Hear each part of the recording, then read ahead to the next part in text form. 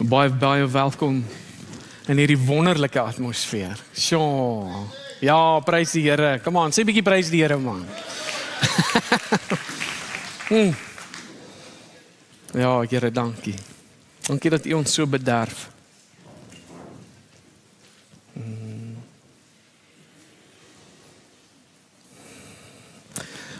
As ons enige gaste het, baie welkom. Dit is voorreg om julle te kan bedien vanmôre, mense online. Baie welkom. Ons hoop julle het so ervaring soos wat ons hier so het. Ek is eintlik ons wil nog net eintlik 3 liedjies sing en huis toe gaan. Nee. Sjoe. Dis 'n lekker atmosfeer. So ek is besig met 'n reeks oor die 7 kerke van die Nuwe Testament in die boek van Openbaring, en ons sien dat hierdie hele gedeelte is so kosbaar. Dit is nie, die Here kom praat met gelowiges, hy kom praat met Nuwe Testament kerke. En hy kom nie as 'n herder nie, hy kom as 'n rigter. Hy kom die keer om 'n regstelling te bring. Hy kom om herbelyning te bring. Die kerk het verskeie uitdagings, en dit is waarna ons kyk. Ons sien wat is die dinge waarmee die kerke op hierdie stadium sukkel. Wat is dit van wat hulle doen wat so verkeerd is? En daar's 'n goue draad in hierdie paar hoofstukke. In die eerste 3 hoofstukke is daar 'n goue draad, en dit gaan oor hoe lief het jy my? Hoe lief is jy vir my? En dit is wat getoets word, is hierdie liefde vir die Here, want dit is maklik om te sê ek is lief vir U. Dit is lekker om in 'n atmosfeer soos hierdie te sê ek is lief vir U. Ek love U. En dan gebeur daar goeders, en dan begin die lewe gebeur, en dan het ons 'n ander dingetjie, dan sing ons 'n ander tune, en dit is die challenge, dit is die uitdaging. En wat doen jy in daardie kritieke oomblikke? Wat is werklik dit wat in jou hart aangaan? En dit is waarmee hierdie ouens sukkel, en ons sien in Openbaring 1 vers 12 en 13, hy is nie ver nie, hy sit nie daar deur iewerste en hy's ver van ons nie, hy beweeg tussen ons. Onthou, die Gees van God is uitgestort hier op aarde. Hy beweeg tussen individue. Hy is besig om ondersoek in te stel. Hy's besig om mense accountable te hou, verantwoordelik te hou, en so hy is nie 'n passiewe God nie, en hier is die wonderlike ding van hom. As hy probleemareas sien, gaan hy nie stil bly nie. As hy 'n probleemarea identifiseer in jou lewe, gaan hy nie stil bly nie. Ek en jy bly stil. En ons wil nou nie die ora buig nie. Nee, Kersfees, ons wil nou nie die ora buig nie. Ons wil nou nie daai ou wees. Don't be that guy. Be that guy. Nee? En ons gaan sien, wat is die uitdaging van hierdie kerk? Hierdie kerk wat so goed lyk van ver af, en sigbaar, wanneer jy op die oog afkyk, dan lyk daar nie veel verkeerd nie, maar wat is dit wat die Here sien? Wat is fout by hierdie ouens? Hoekom het hy iets teen hulle? En ons gaan bietjie kyk, en kom ons kyk gou Openbaring hoofstuk 2 vers 12 en 13. En ek skryf aan die engel. Dankie. Okay, hy skryf aan die leraars van die gemeente, die engelsman, die engel skateboletjie, van die gemeente.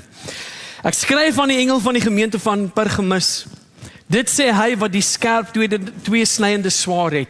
Ek ken jou werk en die plek waar jy woon, waar die troon van Satan is, en jou vas aan my naam, en jy die geloof in my nie verloon nie. Selfs in die dae waarin Antipas my getroue getuie was, wat dood is by julle, waar die Satan woon. En so hierdie gedeelte is ek ken jou werke en die plek waar jy woon. Dit is die omstandighede waarin hulle is. Hulle is onder verdrukking. Daar is druk op hulle as 'n klomp gelowiges.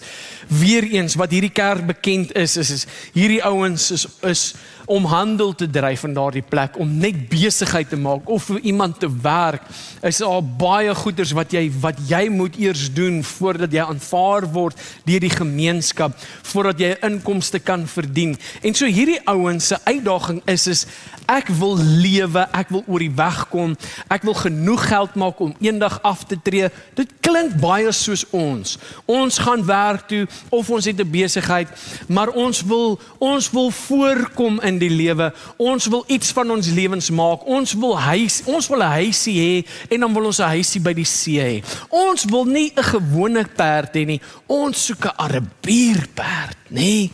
Ons wil nie net 'n bakkie hê nie, nou. Ons wil 'n Hilux.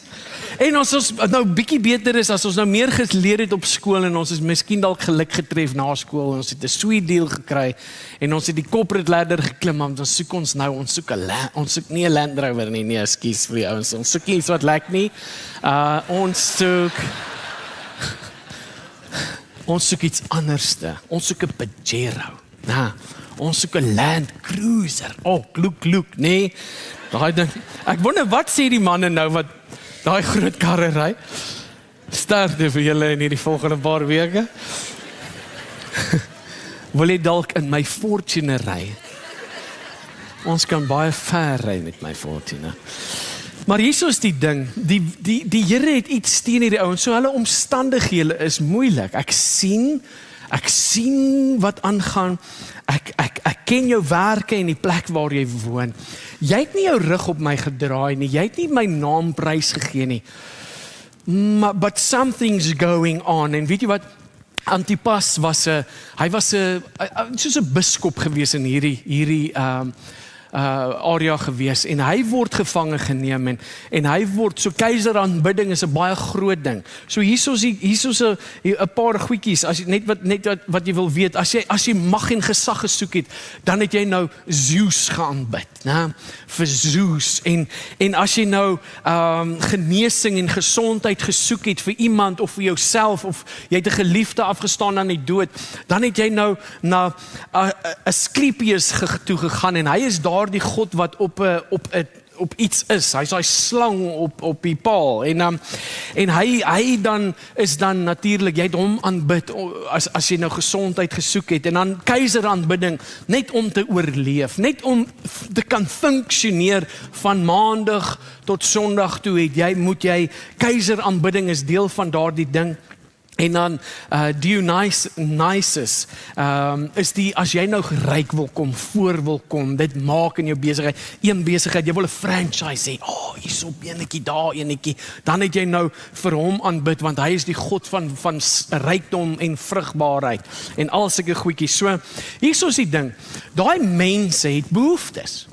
Ek en jy het 'n behoefte. Ons is mense met behoeftes. As ons die hele tyd om ons kyk, dan kom ons agter dat ek was tevrede geweest tot ek vriende gemaak het met Gerald. Gerald het iets wat ek nie het nie. Nou is dit nie vir my genoeg nie. Nou wil ek ook hê. Nee, en so begin ons, en ons kyk na wat ander mense hê, en so ek het die hele tyd, is daar 'n behoefte in my, daar is 'n regte behoefte, soos iemand is siek, en iemand het 'n kwaal, en daar is 'n deal wat nou nie deurgekom het nie, en ons gaan nou hierdie maand, of vir hierdie paar maande, gaan ons nou skielik sukkel, en so hierdie mense wat daar woon, het uitdagings, hulle het hulp nodig, daar is 'n behoefte, maar hier is die ding, hulle gaan na hierdie gode toe, en hierdie gode is die verkeerde oplossing vir die regte behoefte wat hulle het. En so 'n idol is anything you look to for what only God can give. En dit is hulle uitdaging. So hulle sit in hierdie moeilike situasie waar ek gaan nie die Here se naam verloon nie.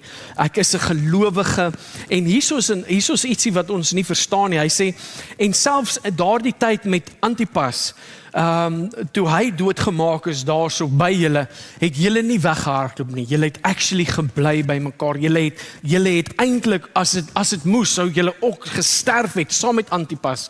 So hulle het hom ons warm gemaak, hulle het hom letterlik gekook in hierdie goue bil, wat hulle hom ingegooi het, en hy's al binne doodgekook. En die Here het niks teen hulle as gevolg van dit nie. Maar dan lees ons verder, dan sê hy daar so maar, ek het wel ietsie teen julle. En ons lees in Openbaring 2 vers 14, hy sê, maar ek het enkele dinge teen jou, dat jy daar mense het. Nou, wow, okay, so, die Here skryf aan die engel van die gemeente, wat die leier, die herder van die gemeente is, maar ook vir die kerk. Okay. So hy skryf vir hierdie twee mense, hy skryf aan die leraar van die gemeente, en dan vir die kerk. Ek het hierdie enkele dinge teen jou, dat jy daar mense het. So binne in die gemeente, is daar mense wat vashou aan die leer van Biliam, wat Balak geleer het om 'n struikelblok voor die kinders van Israel te werp, naamlik om afgode offers te eet en te hoereer. Nou julle ken die storie van Biliam, in Numeri lees jy daarso hoe Biliam, hoe hy was nie regtig 'n profeet nie, hy was, weet nie wat hy regtig was nie. Maar hy kon God se stem gehoor het. En die Bybel sê, as Biliam vir jou gevloek het, het hy jou gevloek, en as hy jou gebless het, was jy gebless geweest. So hy was 'n begaafde, daar was iets besonders aan hierdie ou. Maar hy was nie 'n profeet van God nie. Okay, so hy was meer 'n waarsêers tipe gees, meer as wat hy 'n profeet was. Want hy was nie 'n kind van God nie. Hy was ook nie gekies deur die Here nie. Hier is hierdie random ou wat rondgaan en mense bless en curse. En jy betaal hom 'n voetjie en hy vloek jou skoonma en dan sit bye mamma. Kersfees gaan lekker wees, moenie jy worry nie, alles is onder beheer. Anyway, so miskien nie 'n goeie grappie nie. Dis net vir die skoonmammies op buite, relax. Julle is in goeie hande. En so dit is 'n ou wat rondgegaan het en hierdie goeders gedoen het. Dan kom Balak na hom toe en sê, luister my chom, daar's 'n klomp Jode daaronder, hulle is so 1 miljoen van hulle, en die leier daar is Moses. Wil jy nie net gou ietsie sê, woepswaps hulle uitsort nie? Ek's bietjie bang vir die ouens. As hulle besluit hulle kom hier deur my koninkrykie, is dit nag vir my. En so sê Biliam, "Sjoe broer, hoeveel gaan jy my gee?" En hy sê, "Okay, hoeveel emmers goud wil jy hê?" En hy sê, "Soveel." En hy sê, "Okay." En dan gaan hy om dit te doen. Dan gaan staan op die berg en dan die volgende oomblik hoor hy, "Jy sal niks sê nie. Jy sal hulle bless." Wie is dit? Dan sê hy, dit openbaar die Here homself aan Biliam. En dan kom hy agter, "Joh, dit is die Here. Daar is geen ander nie." En so het hy dan nou, praat hy dan met die Here en dan nog 'n keer, dan spreek hy 'n blessing en 'n seën oor die Israeliete. En dan's Balak moeilik, dan sê hy, "Ek het vir jou gesê, jy moet dit aan die teenoorgestelde sê." En dan sê hy soos, ek kon nie. Ek was geforseer, my hand ek kon net soveel druk en toe word ek geoverride. En dan gebeur dit weer, en dan sing hy dit weer, dan sê hy, "The Lord bless you." Ja, nee, dan spreek hy net 'n massiewe seën oor Israel. En dan's Balak soos, ek verstaan dit nie, ek het jou al die goud gegee wat jy gesoek het, wat is jou storie? Dan sê hy, "Ek kan hulle nie van buite af korrup maak nie, maar wel van binne. Ek weet presies wat om te doen. Wat moet ek doen? Wel, hier's wat jy doen. Sien jy daai loose goosies daar aan die kant? Stel hulle voor. Haar naam is mos Stella, stel haar voor.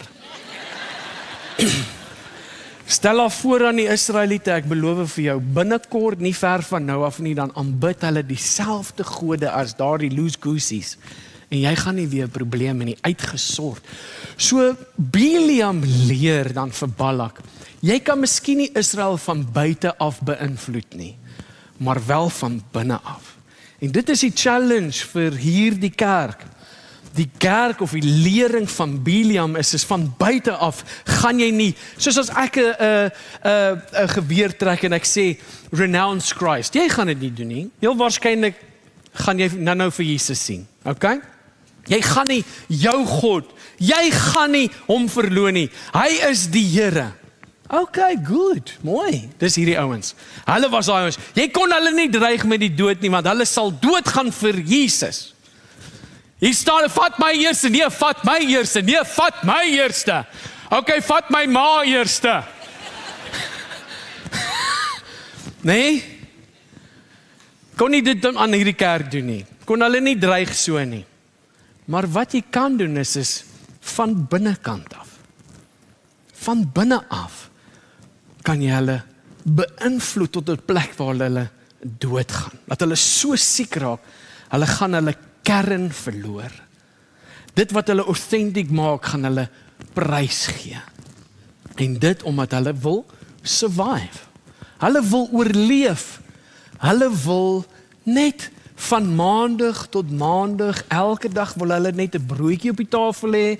Hulle wil net in die gemeenskap oor die weg kom. Hulle wil nie te moeilike lewe hê nie. Hulle wil gemaklik lewe. Hulle wil vir Christus lewe, maar hulle soek die blessings. Hulle soek net 'n normale lewe, soos enige ander ou. Hulle het hartsbegeertes, behoeftes, hulle het drome, hulle het aspiration. Man, ek wil nie net een KFC, ek wil baie KFC's hê, né? En al sulke goeders en dit is hierdie ouens. En dan doen hulle 'n klomp snaakse goeders terwyl hulle vashou aan die naam van Jesus. Is hulle eintlik besig met die leer van Biliam. So dis nie die hele kerk nie, let op. Dis nie die hele kerk nie, maar raai wat gebeur hierso. So ek wil net hierso hierdie ding sê. 'n Puritan het gesê, you be killing sin. Dit klink amper soos wat is daai gevaarlike man John Wick, be seeing you. Nou vir die manne. Vrouens, kyk jy daai storie nie, maar vir die boys, be seeing you. Nou hierso sê hy, be killing sin or sin be killing you.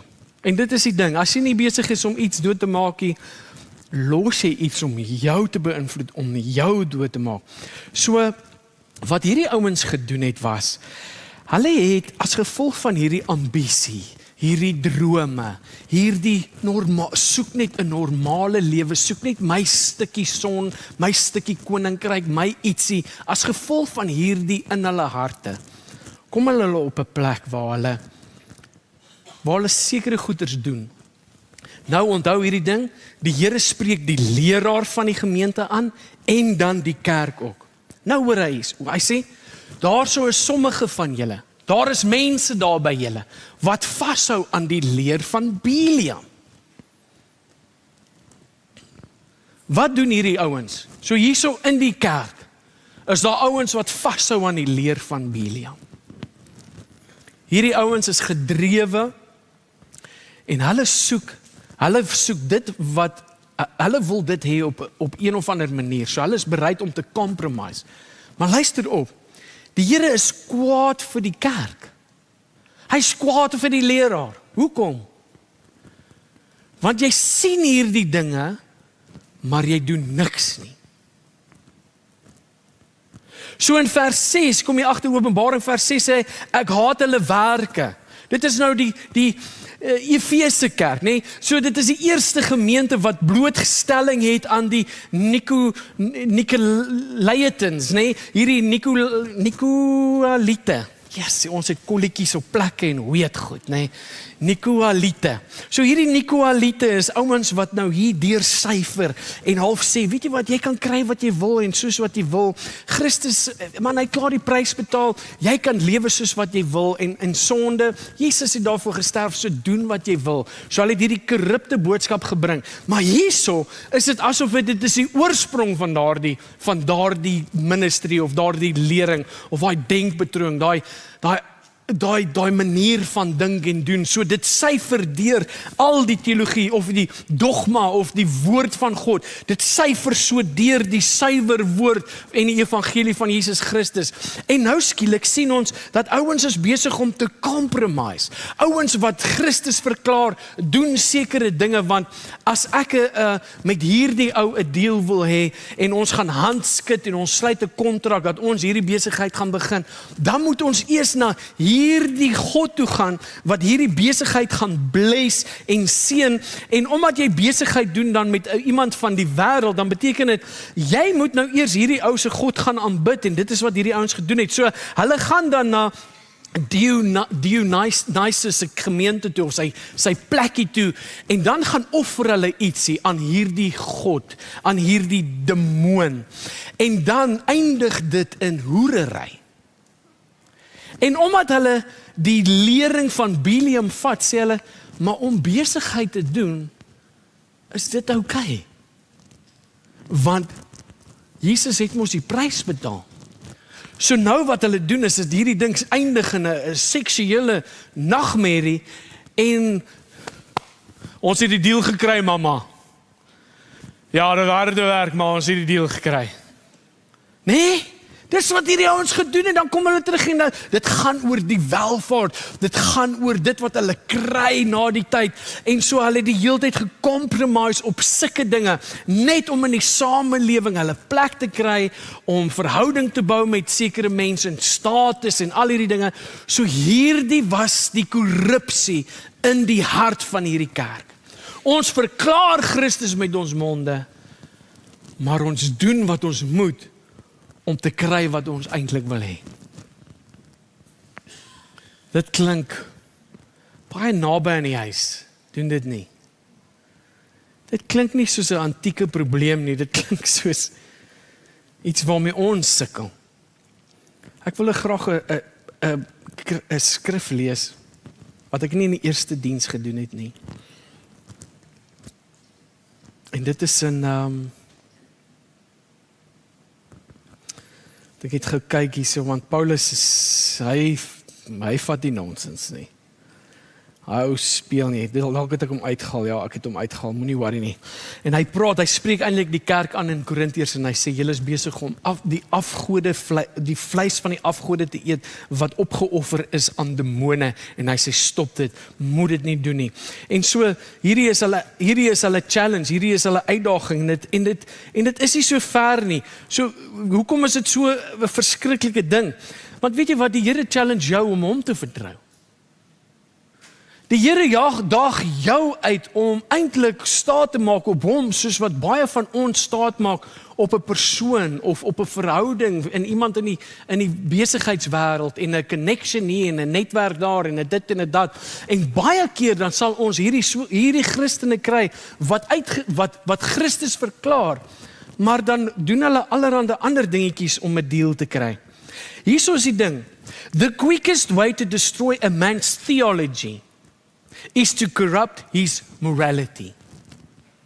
Wanneer jy daardie moraliteit van die persoon, wanneer daardie ding so belangrik raak vir jou, en jy moet dit hê, dan sien jy hoe compromise ouens en breek eintlik hulle geloof af.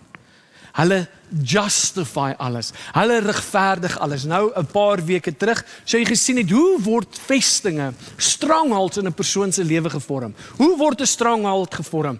Wel, deur redenasie. Jy weet wat die Here van jou verwag, maar nou redeneer jy so teen dit wat die Here se verwagting van jou is. En nou is jy besig om mure op te bou. Elke keer wanneer jy redeneer teen die instruksie, dit wat jy weet reg is, dit wat jy weet God se wil is, kom jy en jy bou vir jou 'n muur op. Jy is besig om jou hart toe te maak vir die leiding van die Heilige Gees. Hoekom? Want die begeerte is belangriker as om die instruksie te gehoorsaam.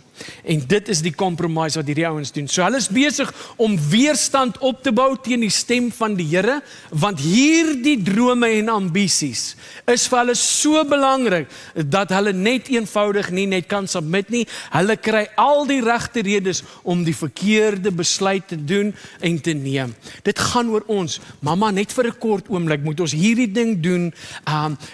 Byt net vas. Dit gaan binnekort verander, en dan kom jy agter, Jesusie, pappa se hart raak koud teenoor jou, pappa se hart raak koud teenoor die Here, en ewe skielik is hy op sy eie, hy's 'n loose goose, hy het ingekoop in hierdie Nicolaitan se bediening en manier van dinge doen, en skielik is jy stoksel alleen by die huis, jy het 6 kinders, en hy het 6 ander kinders by ander plekke. En so begin hierdie ding snowball, want sien, omdat jou moraliteit aangeval is, het jou verhouding of jou geloof struktuur afgebreek. En nou is daar die hele tyd kompromie. En so, the quickest way to destroy a man's theology is to corrupt his morality.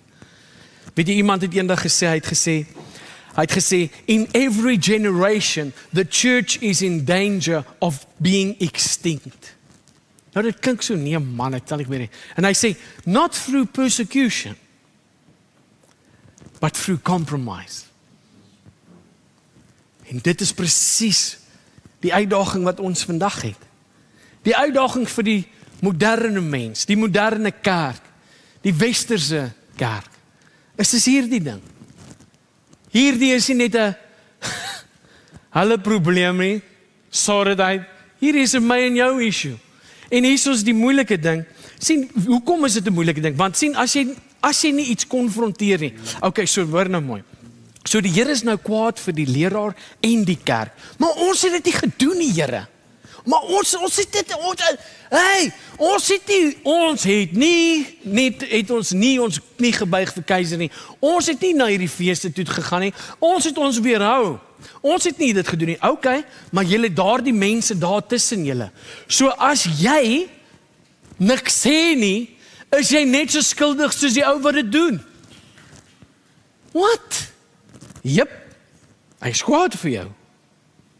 Ek het iets teen jou. Want jy het hierdie mense daar by jou. Jy sê niks nie. Sien, ons het geleer baie keer, is ons geleer, preach the gospel at all times, but when necessary, say something. Joel, boch, Joel, gemors, Sisa, spoeg uit my kind, dis gaga. Nee? Om so 'n stelling te vat en te sê, weet jy wat, jy moet partykeer moet jy net die evangelie uitleef en nou en dan moet jy ietsie sê. Is nie wat hierdie skrif, die Here is kwaad omdat hulle daardie approach tot die lewe het. Die Here sê ietsie, doen ietsie. Wat jy duld, kan teen jou gehou word. Hoor jy wat ek sê? Wat hierdie kerk geduld het binne die kerk, wat hierdie leraar geduld het binne die kerk, wat jy geduld het by jou buurman, want jy ken iemand in hierdie gemeente beter as ek, en omdat jy weet waarmee hulle doen en jy duld dit, is jy net so skuldig soos hulle wat dit doen. Want jy sê niks nie. Paulus sê 'n interessante ding, hy sê, hoe gaan hulle verander as hulle nie hoor nie? Hoe gaan hulle glo as niemand hulle sê nie? Hy sê, preach die heeltyd, praat met jou lewe, maar met jou woorde ook. Met ander woorde, laat jou lewe in lyn kom met dit wat jy sê, maar moenie ophou praat nie, sê ietsie, doen ietsie, gaan besoek iemand, sê, hey bro, ek weet jy's besig met 'n buite-egtelike verhouding. Wat gaan aan? Ja, weet jy, Debbie is nou nie so nice met my soos wat sy altyd was nie. Al sak jy daar, big boy, en gaan kry jou vrou terug. Doen ietsie. Maar nou weet jy, nou die dag 'n ou na my toe gekom, weet jy, daar's 'n ou, hy is hier so in die gemeente, saam met my, hy is my pel, hy is besig met 'n buite-egtelike verhouding. Weet jy wie hy is nie, maar stop het.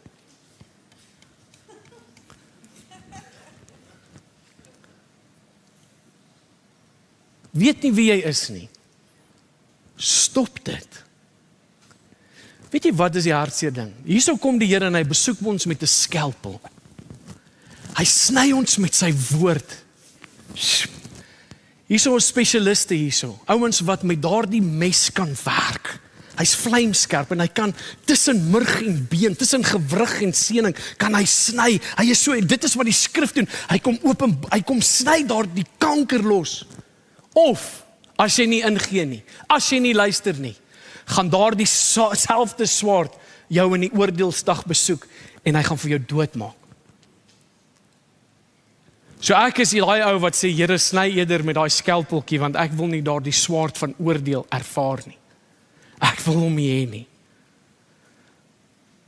Ek soek hom nie. So jy het 'n keuse. Maar ek sê vir jou nou, ons is nie hierdie, ons is nie Pergamus nie. Nee, en ons gaan dit nie toelaat nie. Want ons leer by hierdie gemeente is dat God het iets teen hulle. Hey, ek wil met vrede wees saam met die Here. Ek soek nie hy moet iets teen my hê nie. Ek weet nie van jou nie, maar ek is te bang vir hom. Ek respekteer die Here. Ek het 'n gesonde vrees vir die Here.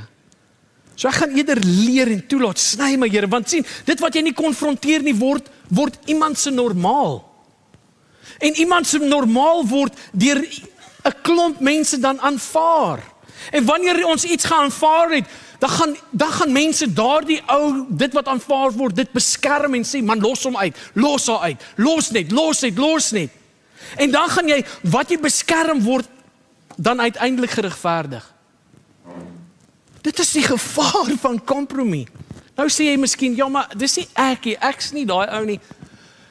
Ek is bly jy sal nie God verloon nie. Maar jy compromise met seksuele sonde.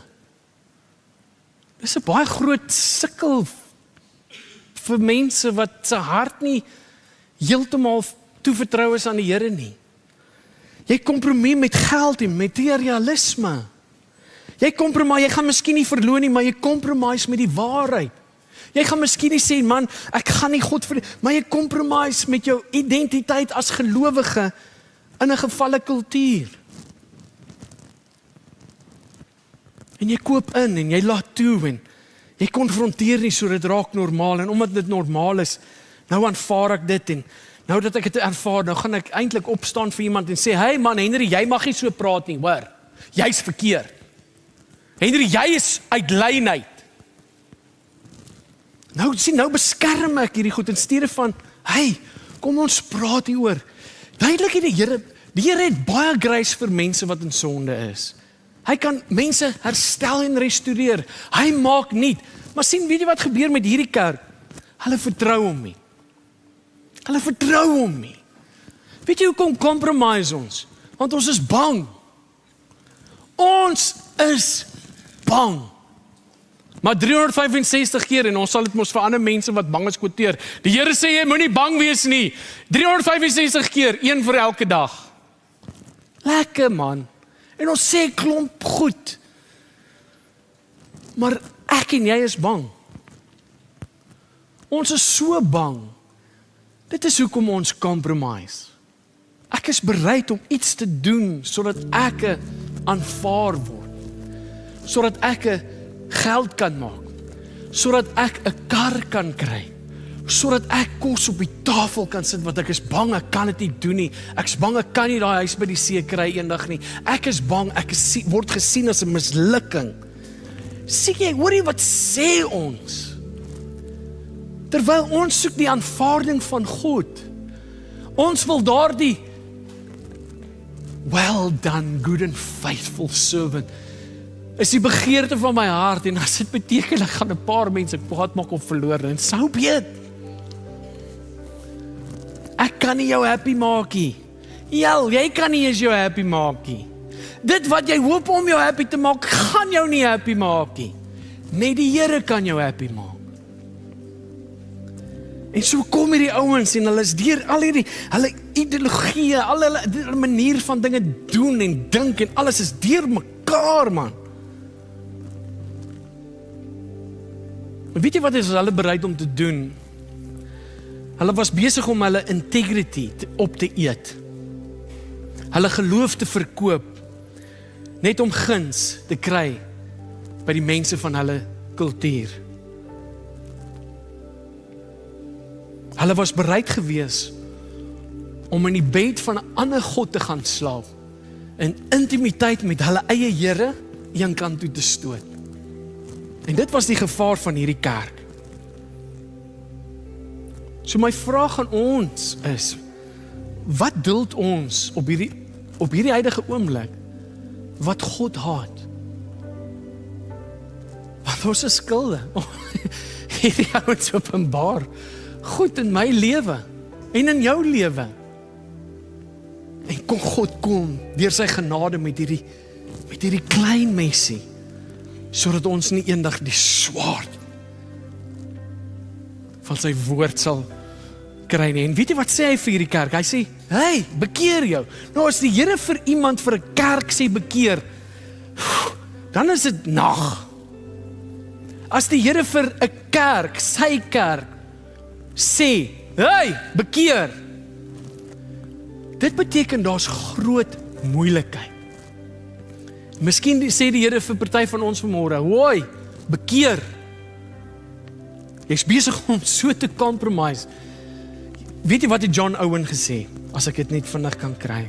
John Owen het so mooi gesê, hy sê, a man loses his soul only a few degrees at a time. Net die geringste verandering, 'n klein bietjie meer grade hierdie kant toe grade. En op die ou einde van die dag, dan word jy nie meer erken dat jy 'n Christen is nie. En ek meen, dis hierdie ouens dis old school. En dit was die uitdaging vir hulle daai tyd. Maar hoor net gou hierso. God kom nie net en hy bring die woord en 'n swaard en hy soos nee. Hy bring 'n belofte. Hy sê 'n mooi ding. Hy sê in Openbaring 2 vers 17, hy sê, aan hom wat oorwin, sal ek gee om te eet van die verborge manna. Die rede hoekom die wêreld nie die verborge manna sien nie, is omdat hulle dit nie kan raak sien nie. Net ons as gelowiges kan waarneem en sien dat, hey, God is goed, taste and see, God is good. Jy gaan nie jouself verloor in die proses as jy God vertrou nie. Inteendeel, hy gaan vir jou meer gee, jy gaan gelukkiger wees, jy gaan meer tevrede wees. En hier is die wonderlike ding, daai dinge wat vir jou belangrik was, toe jy min van God gehad het, nou dat jy baie van God het, nou gaan jy skielik op 'n plek kom en sien, hey, daai goed was eintlik nie eens nodig nie.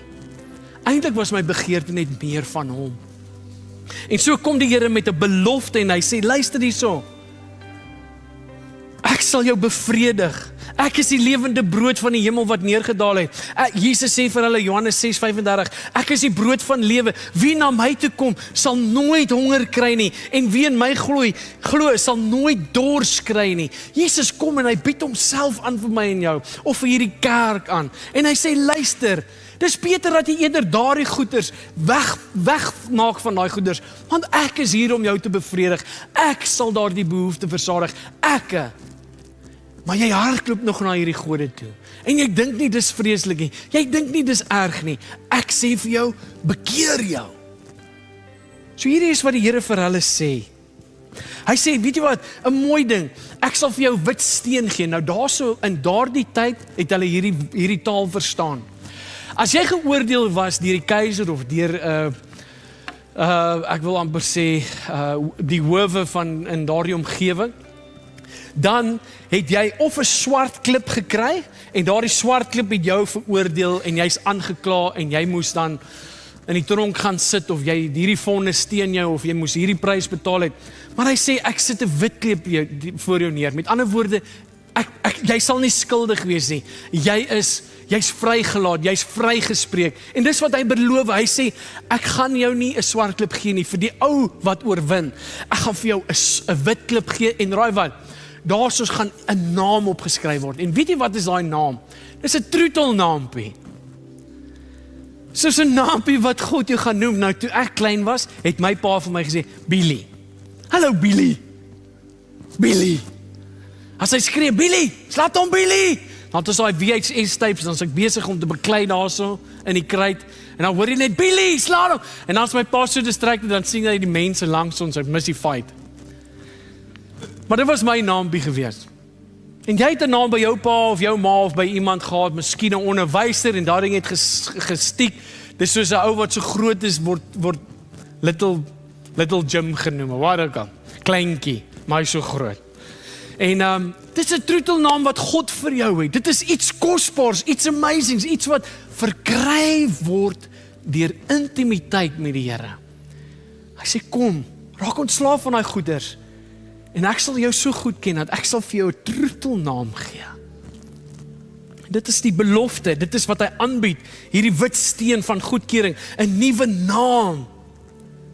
Maar hy sê vir hulle, bekeer jou, sny daardie goed uit jou lewe uit, verwerp enige vorm van kompromie en gryp aan my vas. Hoekom? Want hy alleen voed jou. Hy alleen kan jou vryspreek. Hy alleen gee jou die goedkeuring waarna jy verlang en die goedkeuring wat belangrik is. Hy alleen kan vir jou 'n nuwe naam gee. So laat toe dat die swaard jou vandag sny as hy moet. Bekeer, sodat jy nooit daardie swaard in die dag van oordeel hoef te ervaar nie. Hoekom? Want wat sê hy? Hy sê 'n reguit ding. En dan sluit ons af. Hy sê bekeer jou, Openbaring 2 vers 16. Anders kom ek gou na jou toe en sal teen hulle oorlog voer met die swaard van my mond. Nee, dankie, nie ek nie. Soek dit nie.